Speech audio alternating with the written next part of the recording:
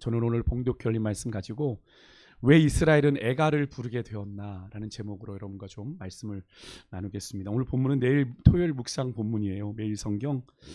이번 주 중에 우리가 수요일까지 11개를 마치고요. 예레미야 애가로 묵상 본문이 목요일에 확 바뀌면서 어떠십니까? 그래도 11개는 좀 역사 이야기를 읽는 느낌이 있어서 그래도 조금은 재미있게 좀 읽혀지는 성경이었는데, 예레미야 애가를 읽기 시작하시면서 어떤 느낌이 드십니까? 이게 뭐지? 갑자기 왜 슬픈 거야? 이렇게 하나님이 무섭게 이렇게 진노하시지? 라는 그런 생각들을 하신 분들도 계시고, 내용이 왜 이렇게 슬프고 비관적인가 하는 그런 생각을 하시지 않았을까 싶은데요. 예레미야 애가의 영어로 제목은 Lamentation입니다. 라멘테이션이라고도 부르는데 비탄의 소리, 애도를 뜻하는. 그래서 예레미야 애가를 이렇게 조가로도 부릅니다. 우리가 이제 누군가가 이제 죽었을 때 부르는 조가 있지 않습니까? 그러니까 이 의미가 큰 고통이나 불행에 대한 깊은 슬픔을 표현하는 것이 라멘테이션인데요.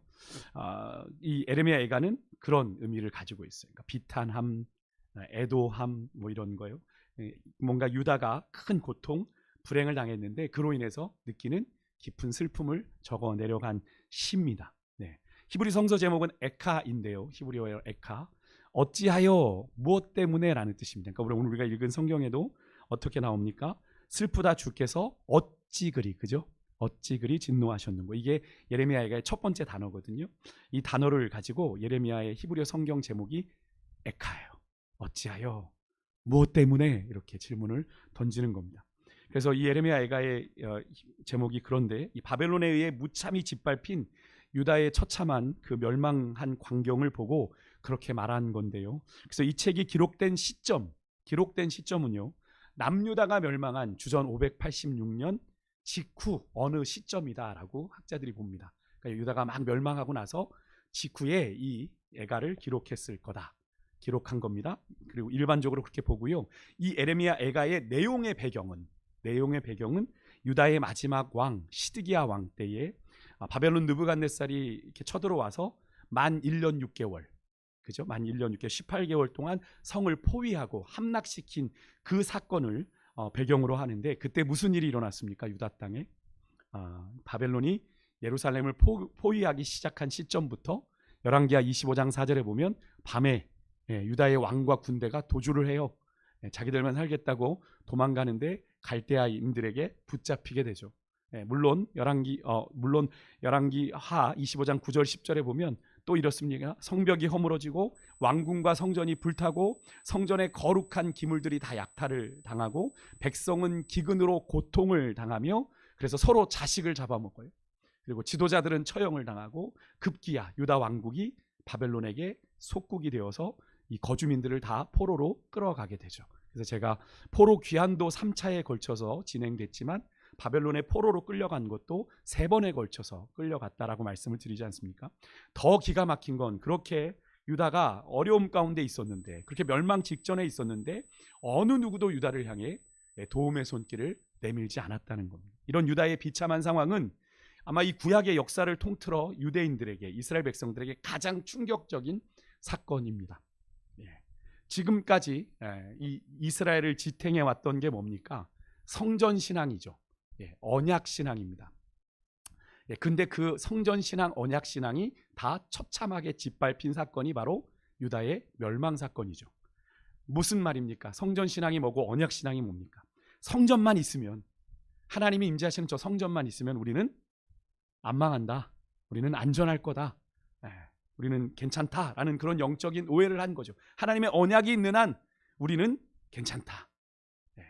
유다를 55년간 다스렸던 므낫세의 극한 우상 숭배로 인해 이미 성전마저 우상들에게 철저하게 유린당해서 하나님의 임재가 떠난 성전은 사실은 그냥 건물이죠. 껍데기만 남아있는 상황입니다. 그런데 그것을 바라보고 이스라엘은 어떻게 해요? 위안을 삼은 거예요. 성전 있으니까 괜찮겠지. 여러분, 그런 유다를 향한 하나님이 긍휼을 멈추세요. 이게 참 무서운 일입니다. 하나님이 긍휼을 멈추셨다. 뭐를 의미합니까? 더 이상 참지 않으셨다. 더 이상 그들을 불쌍히 여기지 않으시고 진노하시자 예루살렘은 그렇게 걷잡을 수 없이 무너지고 마는데요. 심지어 오늘 본문을 보십시오. 1절에 보니까 하나님의 진노가 구름같이 나타났다. 구름으로 나타났다 이렇게 되어 있습니다. 근데 여러분, 구름은 옛날 우리 출애굽한 이스라엘 백성들에게 구름은 어떤 의미였습니까? 하나님의 보호하심이었습니다. 그죠?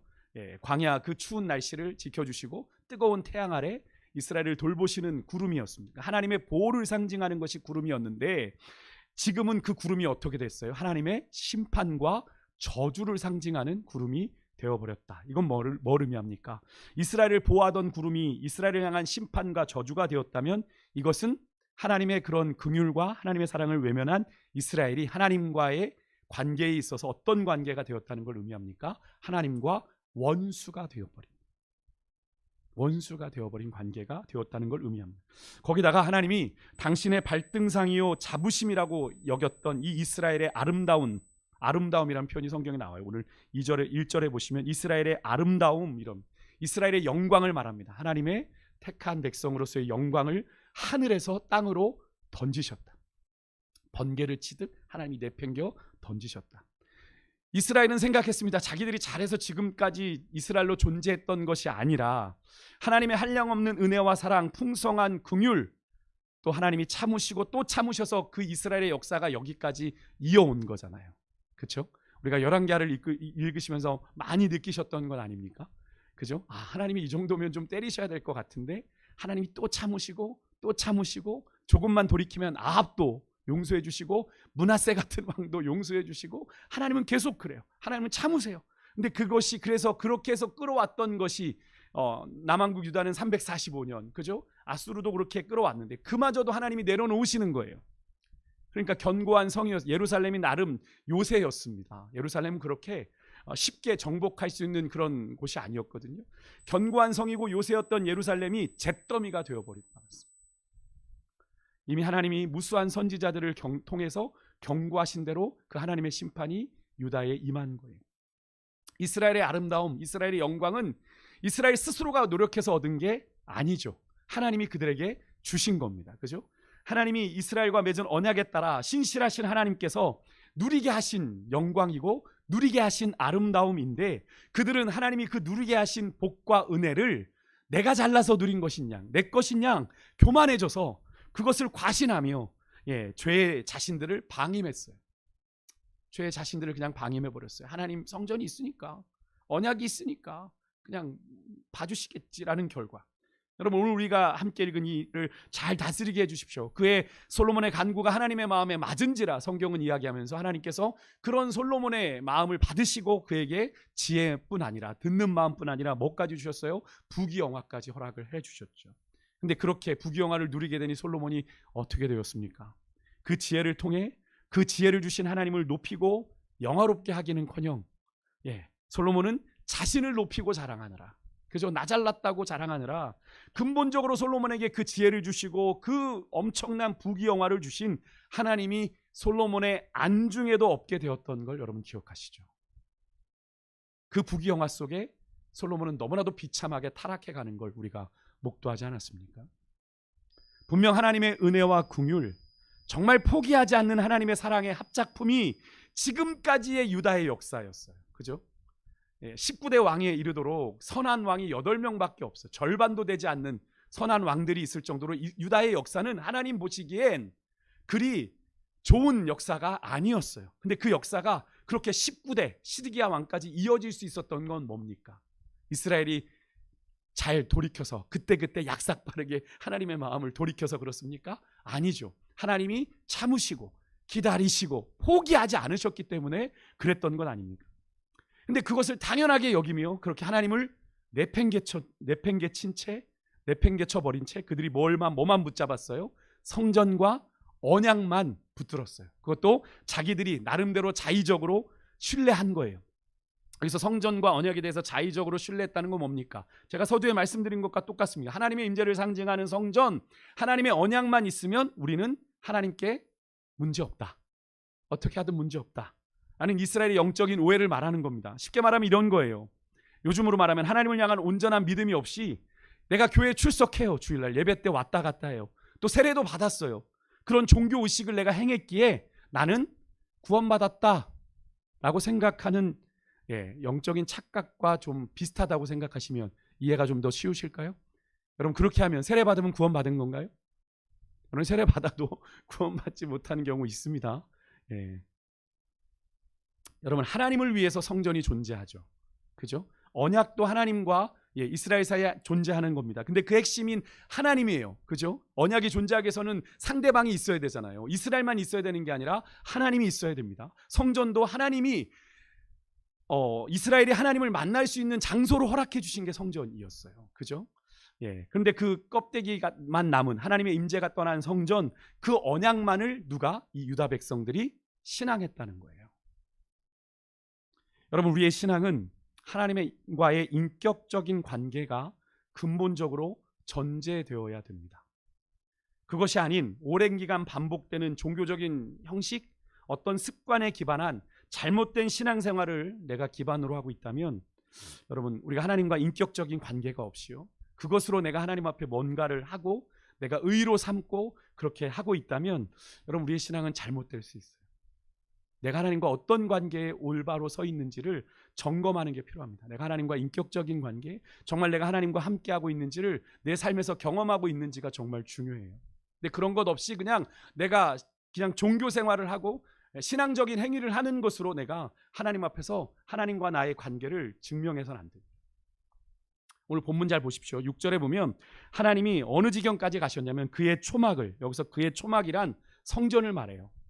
하나님이 그토록 여기셨던, 거룩하게 여기셨던 성전을 말하는데 그것을 헐어버리시는데, 여기서 헐어버리셨다는 이 말이 원문으로 보면 그가 폭력적으로 다루셨다, 이런 표현입니다. 폭력적으로. 이 단어 선택에 담긴 하나님의 성전을 향한 마음이 여러분 느껴지십니까? 하나님의 눈이 거기 머물고 하나님의 임재가 있겠다고 했던 성전을 하나님이 어떻게 다루셨대요? 폭력적으로. 꼴도 보기 싫은 거예요. 말라기에 보면 하나님이 저 성전문 닫아버렸으면 좋겠다라고 얘기하셨던 그 말씀과 비슷한 느낌을 생각해 보시면 될 것 같아요. 그것만이 아닙니다. 그의 절기를 폐하시고 시온에서 안식일과 절기도 잊어버리게 하셨다. 그리고 당신의 분노에 찬 저주를 하나님이 세우신 지도자들, 왕과 제사장들에게 퍼부으셨다. 여러분, 이런 하나님의 좀 폭력적이고 과격한 모습이 우리에게 무엇을 말해주는 것 같으세요? 여러분, 절기나 안식일, 유월절, 맥추절, 수장절, 이런 절기, 그리고 또 안식일, 기억하여 거룩하게 지키라 했던 이 안식일, 이 모든 의미가 뭡니까? 이스라엘 백성들로 하여금 하나님을 어떻게 하기 위한 거예요? 하나님이 베풀어 주신 은혜를 기억하게 하기 위한 거였잖아요. 그죠? 거룩히 지키게 하라 그러신 건 바로 그것을 기억하라. 그때를, 그 절기를 지키며 내가 너희들에게 베푼 은혜를 기억해라. 그 어떤 것보다도 하나님에 대한 진심이 담겨 있어야 되는 시간이 뭐예요? 절기와 안식일이에요. 근데 그것이 이스라엘 안에서 제대로 지켜지지 않았던 겁니다. 여러분, 한 예를 들어드릴까요? 지난 주일 설교 우리 요시야 본문의 다음 본문인데요, 요시야에 일어났던 사건 중에 하나입니다. 열왕기하 23장 22절에 보면 요시야가 하나님 여호와를 위해 유월절을 지켰다라는 표현이 나옵니다. 근데 이렇게 표현합니다. 우리 같이 한번 좀 화면을 보고 읽어볼게요. 같이 읽습니다. 시작. 사사가 이스라엘을 다스리던 시대부터 이스라엘 여러 왕의 시대와 유다 여러 왕의 시대에 이렇게 유월절을 지킨 일이 없었더니. 아멘. 이 말씀이 무슨 말인 것 같으세요? 아주 볼품없는 유월절을 지켰다는 얘기 같으십니까? 아니죠. 지난주의 말씀을 우리가 생각해 본다면 하나님이 정말 기쁘게 받으시는 유월절 예배가 요시야 때 드려졌다는 거예요. 요시야 때. 근데 그게 어느 때부터인지 보십시오. 여러분, 사사가 이스라엘을 다스리던 시대가 언제예요? 출애굽 직후 시대입니다. 그죠? 약속의 땅을 정복해 들어가던 시대가 사사시대 아닙니까? 그 사사시대부터 이스라엘의 왕, 북이스라엘 시대를 거쳐 유다의 왕정시대까지, 그럼 엄청난 시간 아닙니까? 엄청난 기간 아니에요? 하나님 앞에 유월절을 온전히 지킨 사례가, 하나님의 마음에 합당하게 지킨 사례가 없었대요. 없었대요. 전 이 말씀 보고 너무 놀랐어요. 야, 하나님이 정말 많이 참으셨구나. 결국 여러분, 이 말씀은 이스라엘이 하나님 앞에서 요시야 왕 전까지는, 근데 하필 요시야가 지금 거의 마지막 선한 왕이잖아요. 요시야 왕 이후로 요시야 자녀들로 인해서 막 유다가 멸망하는 3개월, 11년 막 이러니까 사실 요시야 왕은 거의 끝판 왕이에요. 유다의 마지막 그런 끝에 오는 왕인데, 그때까지도 하나님의 기준에 맞지 않는 유월절 예배가, 유월절 절기가 이스라엘 안에서 지켜지고 있었다라는 거죠. 물론 하나님의 은혜와 긍휼이, 하나님의 오래 참으심이, 하나님의 포기하지 않는 이스라엘을 향한 사랑이 그것을 다 무마하고 그래도 받으셨단 말입니다. 그죠? 부족해도 모자라도 온전하지 못해도 받으셨단 말이에요. 그런데 하나님이 그런 이스라엘을 향한 포기하지 않는 사랑을 내려놓으시고 공의, 하나님의 공의라고 하는 잣대를 들이대시기 시작하니까 그들의 안식일과 절기, 하나님 앞에 그들이 섬기는 성전이 너무나도 하나님의 기준에 함량 미달이었음이 드러났고요. 하나님이 그것들을 맹렬하게 오늘 본문에 보면 이런 동사들로 그들에게 진노하시는 걸 볼 수 있습니다. 오늘 우리가 짧게 읽었는데 던지다, 노하다, 사르다, 허물다, 뒤엎다, 자르다, 죽이다, 패하다, 부수다, 파괴하다. 여러분, 하나님하고 어울리는 단어들 아니잖아요. 그죠? 하나님하고 어울리지 않는 이 단어들로 파괴와 버림받는 이미지의 단어가 오늘 이 말씀 가운데 계속 반복되어 등장하고 있더라는 거예요. 하나님이 그 정도로 이 이스라엘에 대해서, 당신의 택한 이스라엘에 대해서 맹렬하게 진노하고 계심을 보여주는 단어들이죠. 오죽하면 1절에 하나님이 당신의 진노의 날에 당신의 발판마저 기억하지 않으신다. 여기에 발판은 성전을 의미해요. 하나님의 말씀 언약궤를 의미하는 거거든요. 여러분, 언약궤는 하나님의 임재를 상징하는, 그죠? 성막에서 하나님의 임재를 상징하는 장소이고 하나님의 언약을 상징하죠. 성전은 하늘에 계신 하나님의 지상 처소가, 그죠? 지상 거처가 성전인 건 아닙니까? 근데 그 성전을 하나님이 잊어버리셨다. 그 발판을 잊어버리셨다는 건 뭡니까? 이스라엘이 더 이상 하나님에게 어떤 존재라는 거예요? 의미 있는 존재가 아니라는 걸 의미하는 겁니다. 왜 그렇습니까? 하나님 이런 말씀을 하셨었거든요. 출애굽기 19장 5절 6절에 보면 이런 말씀이 나와요. 여러분 잘 보십시오. 같이 한번 읽어보겠습니다. 시작. 너희가 내 말을 잘 듣고 내 언약을 지키면 너희는 모든 민족 중에서 내 소유가 되겠고 너희가 내게 대하여 제사장 나라가 되며 거룩한 백성이 되리라. 너는 이 말을 이스라엘 자손에게 전할지니라. 아멘. 여러분, 이 말씀이 뭐라면 이스라엘이 하나님에게 의미 있는 존재, 하나님의 거룩한 소유, 제사장 나라, 거룩한 백성이 되는 조건 한 가지, 뭡니까? 뭐예요? 하나님의 말씀을 잘 듣고 그 언약을 지킬 때 하나님에게 의미 있는 존재가 된다는 거예요. 근데 이스라엘은 무수한 기회에도 이스라엘은 그 하나님의 언약을 배반했죠. 하나님이 오늘 우리가 읽었던 것처럼 정말 맹렬하게 진노하실 수밖에 없도록 그들은 끊임없이 하나님의 뜻을 거스렸죠. 근데 여러분, 혹시 오늘 이 유다의 모습이 여러분과 저의 모습은 아닙니까? 하나님의 뜻대로 살아갈 때 우리가 하나님의 거룩한 소유요, 제사장 나라요, 거룩한 백성임이 온전히 드러나는 것인데, 그죠? 하나님의 사랑에만 근거, 하나님을 무시하고 눈 감아 주시겠지 외면하며 내 맘대로 내 뜻대로 살면서도, 제가 자주 얘기하지 않습니까? 그저 형식적인 신앙생활로 우리의 신앙을 그렇듯하게 연명하고 계시지 않습니까? 내가 주일날 교회 나오니까, 내가 수요예배 금요예배 드리니까, 내가 헌금 생활하니까, 내가 봉사하니까 그것으로 내가 뭔가를 다 한 것처럼 생각을 하는 거예요. 여러분, 한 번 하나님의 백성이 되었다고 영원한 하나님의 백성이 되지 않습니다. 여러분, 우리가 이 말을 이렇게 오해하실 분이 계실 수 있겠어요? 하나님의 구원이 그럼 취소되는 겁니까? 한번 하나님이 구원하신 것 취소될 수 있는 겁니까? 그게 영원하지 않다는 게 무슨 말입니까? 이렇게 얘기하실 수 있는 분들이 계실 수도 있는데요. 하나님의 구원이 취소되지는 않습니다. 근데 하나님의 구원은 하나님의 권한에 있는 거죠. 그죠? 우리가 구원받았음을 무엇으로 확신합니까? 하나님이 주시는 말씀에 대한 믿음으로 확신하잖아요.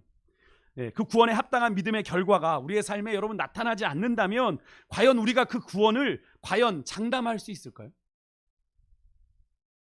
구원을 여러분 의심하시라는 얘기가 아니에요. 여러분들 구원을 의심하라는 얘기가 아닙니다. 하나님의 구원을 여러분이 확신하신다면 그에 합당한 하나님과의 온전한 인격적인 관계와 교제가 여러분 안에 있어야 된다는 거죠. 하나님이 정말 살아계신 하나님으로 여러분이 느끼며 여러분의 인생의 길을 살아가고 있어야 된다는 거죠. 근데 그렇지 않으면서 우리가 구원받았다고 이야기할 수 있는 겁니까? 여러분, 이스라엘은요, 자신들이 시내산 언약으로 인해 하나님의 백성이 되었다고 영원히 하나님의 백성 된 양, 그죠? 끊어지지 않을 언약 백성 된 양 하나님을 수시로 배반하기 시작했어요. 여러분 말씀드리죠. 19대 왕 중에 8왕만 그것도 하나님 보시기에 정직히 행했다. 근데 여러분 제가 열왕기하 말씀을 나누면서 여러분들에게 말씀드렸지만 그들 중에 완전하고 완벽했던 왕이 있습니까? 없습니다. 완전하지 않았지만 하나님 보시기엔 그래도 정직히 행했다라고 인정해 주셨던 사람들만 8명이에요. 나머지 왕들 때는 다 하나님 보시기에 악을 행하며 그렇게 하나님의 뜻을 거스르며 살았다는 이야기 아닙니까? 여러분 그렇게 했는데 하나님은 그런 그들의 배반보다 반역보다 그들의 죄보다 더 큰 사랑으로 인내하며 기다리셨어요. 그죠? 근데 끝내 돌아오지 않으면 어떻게 해요? 하나님이 결국 그 손을 잡을 수가 없는 거죠. 그 사랑을 끝내 외면한 이스라엘이 여러분 선택한 것은 하나님과 원수되는 일이었어요. 이해하고 싶지 받아들이고 싶지 않으시겠지만 하나님과 원수되는 일이었어요. 하나님이 싫어하는 우상 섬기면서 하나님 반대에 섰단 말입니다.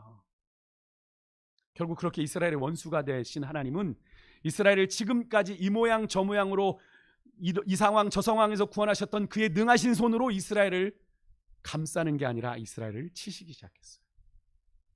그것이 오늘 본문에 나오는 장면이에요. 그동안 1절에 이스라엘을 향한 하나님의 보호를 상징하던 구름이 심판과 저주의 상징이 된 것처럼 여러분 우리가 하나님을 사랑하는 한 우리가 하나님을 온전히 정말 잘 사랑하는 한 나를 넘볼 수 있는 세력은 없습니다. 아멘이십니까? 사도 바울이 그걸 고백했잖아요. 로마서 8장 38절 39절에 한번 고백해 볼까요? 우리가 암송하기도 하는 말씀이죠. 같이 한번 읽습니다. 시작. 내가 확신하노니 사망이나 생명이나 천사들이나 권세자들이나 현재 일이나 장래 일이나 능력이나 높음이나 깊음이나 다른 어떤 피조물이라도 우리를 우리 주 그리스도 예수 안에 있는 하나님의 사랑에서 끊을 수 없으리라.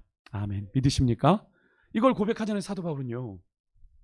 여러분 고백하잖아요. 여러분 하나님을 우리가 온전히 사랑하는 한 우리를 넘볼 수 있는 세력은 없어요. 그런데 우리가 하나님을 사랑하지 않는 한 내가 이길 수 있는 원수는 없어요. 무슨 말입니까? 하나님이 나의 원수가 되어버리셨기 때문에 그죠? 우리는 그 누구도 이길 수 없는 우리의 영적인 처참한 수준과 민낯이 드러나게 되는 거죠. 왜? 하나님이 돌보실 땐 우리의 민낯이 드러나지 않았어요. 영적인 아주 비참한 그 수준이 드러나지 않았어요. 하나님이 다 가려주시고 덮어주시고 괜찮아 이렇게 해주셨는데 하나님이 그걸 다 그냥 드러내버리시니까 오늘 유다의 민낯이 이렇게 드러나는 것처럼 우리의 민낯이 드러나게 되는 거죠. 여러분 오늘 이스라엘이 하나님의 진노하심에 벌거벗은 듯 수치와 모욕을 당하고 있는 것처럼. 여러분 하나님이 원하시는 건 사람이에요. 우리예요. 우리 사람의 마음입니다. 그들과의 인격적이고 진실한 관계입니다. 그래서 사도 바울이 우리에게 이런 말씀을 해서 너희 몸을 하나님이 기뻐하시는 거룩한 산 제물로 드려라. 이게 뭡니까? 우리의 삶이 하나님 앞에 온전하게 드려져야 된다는 거예요. 우리가 교회만 왔다 갔다 하는 이 예배가 아니고요. 온전한 예배는 이것이 너희가 드릴 마땅한 예배다. 영적 예배다. 라는 건 마땅한 예배라는 뜻이거든요. 합당한 예배다. 하나님이 받으시는 예배다. 우리의 삶이 하나님 앞에 온전하게 드려지는 거예요. 근데 그 중요한 제물인 이스라엘이 하나님께 아무 쓸모가 없어졌어요. 그 이스라엘로 하나님과 관계하게 했던 그들에게 있었던 성전, 제단, 또 절기, 안식일 다 이런 것들이 사실 뭡니까?